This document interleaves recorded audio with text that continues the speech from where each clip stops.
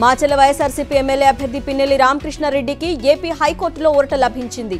ఆయన దాఖలు చేసిన ముందస్తు బెయిల్ పిటిషన్పై విచారణ జరిపిన హైకోర్టు మధ్యంతర బెయిల్ ఇస్తూ ఉత్తర్వులు జారీ చేసింది. జూన్ 5వ తేదీ వరకు పిన్నెల్లి రామకృష్ణారెడ్డిపై ఎలాంటి చర్యలు తీసుకోవద్దని పోలీసులకు సూచించింది.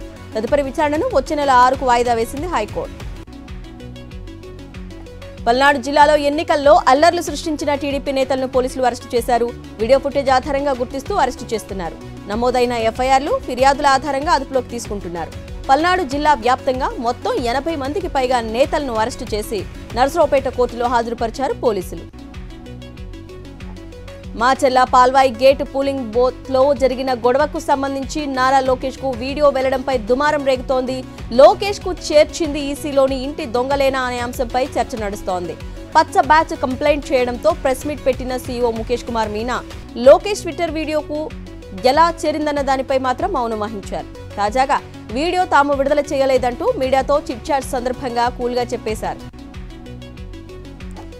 ఏపీలో ఎన్నికల రోజున చంద్రబాబు విధ్వంసం సృష్టించాడని కాసు మహేష్ రెడ్డి ఫైర్ అయ్యారు. తమ ఓటును వినియోగించుకునేందుకు వచ్చిన ఎస్సీ, ఎస్టీ, బీసీలపై టీడీపీ శ్రేణులు దాడులకు తెగబడ్డారని ఆరోపించారు. ఇక సుమారు 60-70 బూతుల్లో రిగ్గింగ్ కు పాల్పడ్డారని, రీపోలింగ్ నిర్వహించాలన్నారు. దాడులు, రిగ్గింగ్ ఘటనలు జరిగాయంటే పోలీసుల పాత్ర ఏంటని ప్రశ్నించారు కాసు మహేష్ రెడ్డి. చిత్తూరు జిల్లా నగరి టీడీపీ అభ్యర్థి గాలి భానుప్రకాష్ ఎన్నికల కోడ్ ఉల్లంఘించారు. ఫలితాలు రాకముందే నగరి ఎమ్మెల్యే అంటే ఫ్లెక్సీలు ఏర్పాటు చేసుకున్నారు. పుత్తూరు పట్టణంలో బిఎస్ స్పోర్ట్స్ క్లబ్ ను గాలి భానుప్రకాష్ ప్రారంభించారు. పుత్తూరులోని 23, 26వ వార్డులో ఎన్నికల కోడ్కు విరుద్ధంగా బ్యానర్లు ఏర్పాటు చేశారు.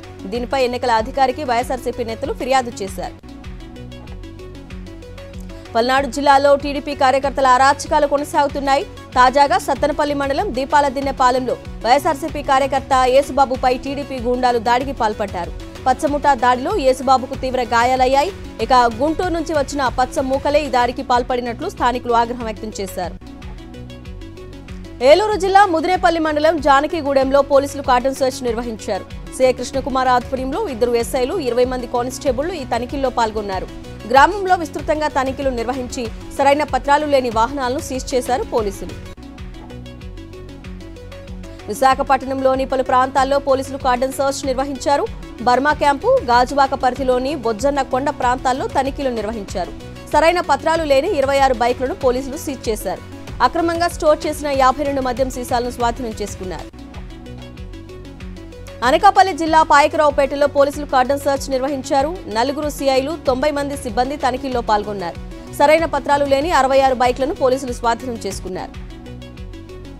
కౌంటింగ్ రోజు ఎలాంటి అవాంఛనీయ ఘటనలు జరగకుండా కట్టుదిట్టమైన భద్రతా ఏర్పాట్లు చేశామన్నారు తిరుపతి జిల్లా ఎస్పీ హర్షవర్ధన్. 135 సమస్యాత్మక ప్రాంతాలను గుర్తించినట్లు తెలిపారు. ఇతర ప్రాంతాల నుంచి ఎవరూ రాకుండా పికెటింగ్ ఏర్పాటు చేసినట్లు వెల్లడించారు. కౌంటింగ్ సెంటర్ వద్ద 3 అంచెల భద్రత ఉంటుందని ఎస్పీ హర్షవర్ధన్ ప్రకటించారు. కౌంటింగ్ కోసం కట్టుదిట్టమైన భద్రతా ఏర్పాటు చేశామని చెప్పారు. రాజమండ్రి కలెక్టర్ మాధవీలత నన్నయ్య యూనివర్సిటీలో కౌంటింగ్ కమాండ్ కంట్రోల్ రూమ్ ద్వారా పర్యవేక్షిస్తామని తెలిపారు.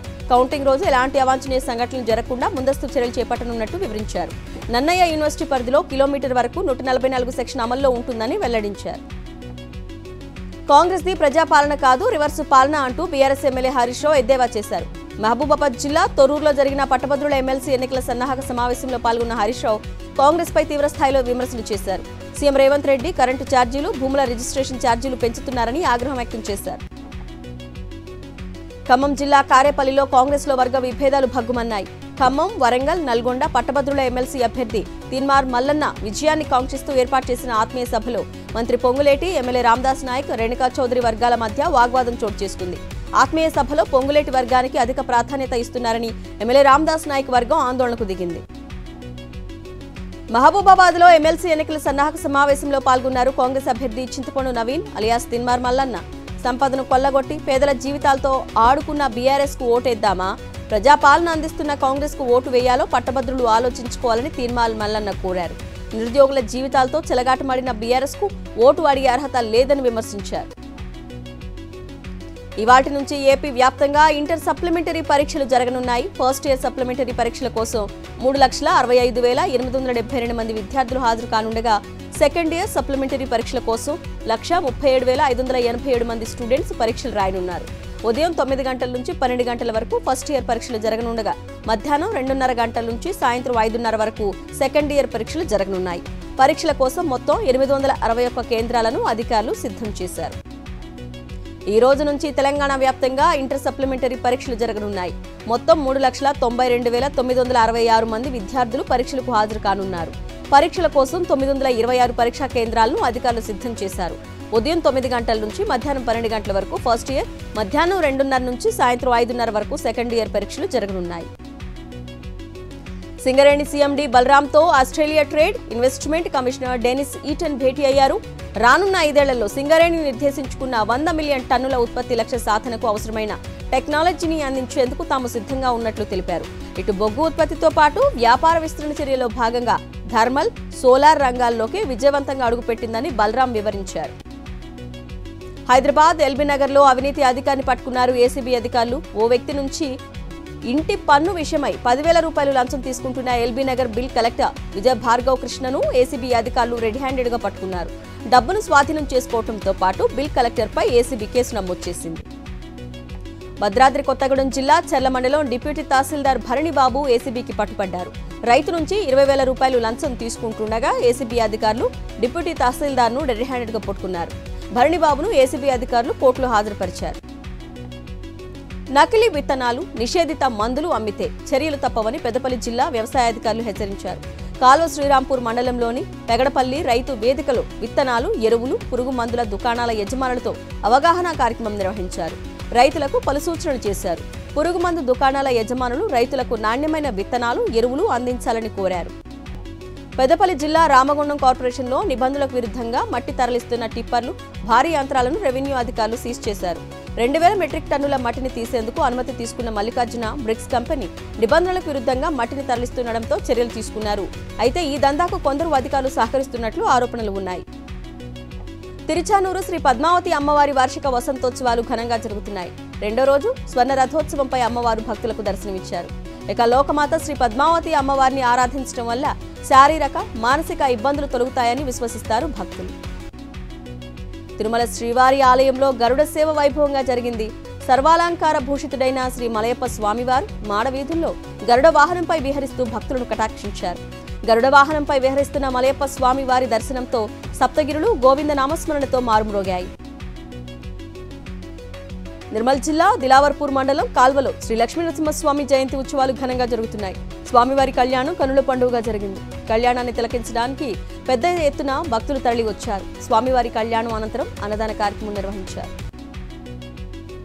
భద్రాద్రి కొత్తగూడెం జిల్లా చర్ల మండలం ఎదిరెగుట్టలో శ్రీ లక్ష్మీనరసింహస్వామి వారి కళ్యాణం ఘనంగా జరిగింది. గిరిజనుల సాంప్రదాయ పద్ధతిలో ప్రత్యేక పూజలు నిర్వహించి మేళతాళాలతో స్వామివారి కళ్యాణం నిర్వహించారు. స్వామివారి కళ్యాణాన్ని తిలకించేందుకు భక్తులు పెద్ద సంఖ్యలో తరలివచ్చారు. అనంతపురం జిల్లా ఉరవకొండ మండలం పెన్నహోబీలం శ్రీ లక్ష్మీనరసింహస్వామి వారి బ్రహ్మోత్సవాలు వైభవంగా జరుగుతున్నాయి. శ్రీవారి శేషవాహన సేవను ఆలయ అర్చకులు ఘనంగా నిర్వహించారు. శ్రీదేవి భూదేవి సమేత శ్రీ నరసింహస్వామి వారు శేషవాహనంపై భక్తులకు దర్శనమిచ్చారు. శేషవాహన సేవను తిలకించేందుకు భక్తులు పెద్ద ఎత్తున తరలివచ్చారు. అనంతపురం జిల్లా గుంతకల్లులో శ్రీ వాసవి కన్యకా పరమేశ్వరి దేవాలయంలో అమ్మవారికి 1,00,000 కుంకుమార్చన ఘనంగా జరిగింది. అమ్మవారిని బంగారు చీరె, ప్రత్యేక పూలతో అలంకరించారు. అనంతరం అర్చకులు గాయత్రి హోమం, పూర్ణాహుతి నిర్వహించారు.